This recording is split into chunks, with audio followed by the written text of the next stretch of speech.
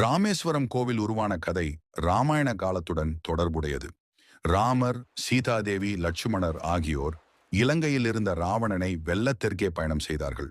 போர் தொடங்குவதற்கு முன் ராமர் எந்த நல்ல காரியம் தொடங்கினாலும் சிவபெருமானை வழிபட வேண்டும் என்று நினைத்தார்.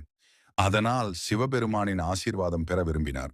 ராமர் ஹனுமானிடம் கைலாயத்திற்கு சென்று சிவலிங்கம் கொண்டு வர சொன்னார். ஹனுமன் வேகமாக புறப்பட்டார். ஆனால் லிங்கத்தை கொண்டு வருவதற்கு சற்று தாமதமாகிவிட்டது.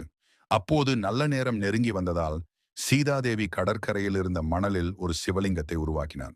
அந்த மணல் லிங்கத்தை ராமர் பிரதிஷ்டை செய்து சிவனை வழிபட்டார்.